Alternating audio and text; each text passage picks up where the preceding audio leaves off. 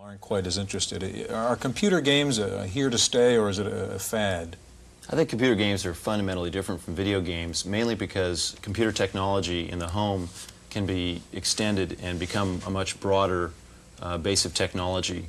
Just as an example, all of these programs that we're talking about here, they come on floppy disks, and each one of these holds much more memory than can be held in the memory of a coin-operated arcade game. And it really is, it becomes a question of the program size when you finally want to know how good a program can I have and how much can I do with it and how long will it take before I'm bored with it or I've exhausted the educational value. And I can get, something like 3 or 4 times more program on here than I can fit into the memory of a coin-operated game. Okay, you've got one-on-one there. Maybe we can get it loaded. Well, I think, Gary, you had a question.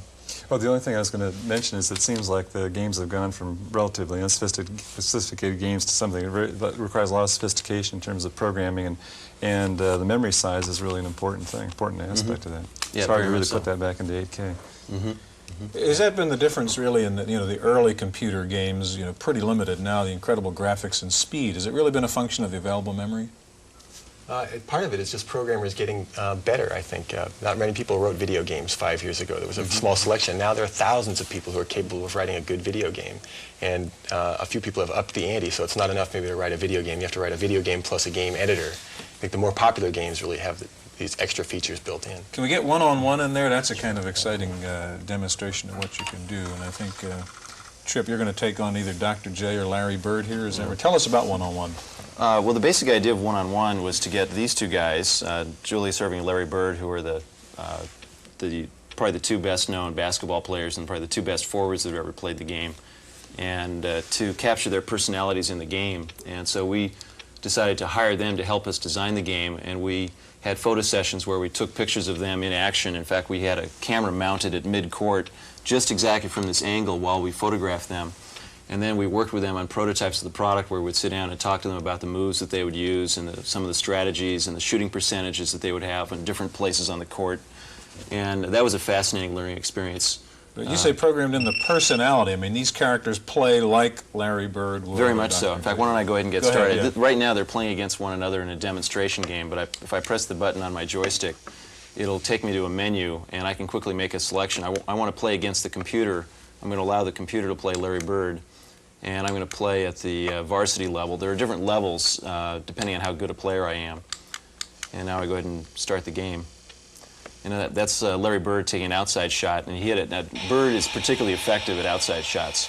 But watch Julius now. I'm going to be able to drive around him, I hope. Oops, he stole the ball from me. You're Larry Bird now. No, I'm Dr. J. You're and Dr. unfortunately, J, I let Bird steal the ball. And the computer's Larry, okay. He's trying to work his way into the basket. So he's got a quick 4-0 lead over me. Oh, now I have to have the indignation of seeing an instant replay. That's great.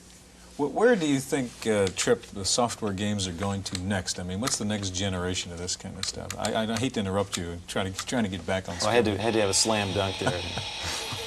Sorry.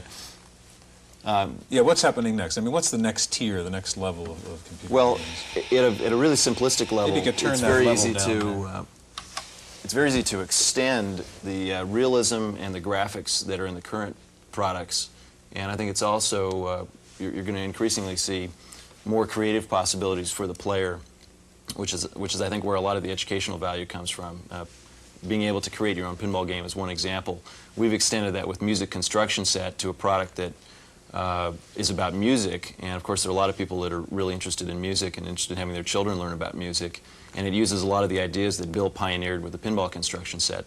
And I think that the area where the greatest challenges will come is in looking for original ideas and new creative ways to break the mold. I mean, a lot of people look at what other people have done and try to do something that's a spin-off from that, but the really creative geniuses in the industry are capable of coming up with something completely new. Do they just come to you, they say, we've got an idea and here's a program I've written, and then you turn around and sell it?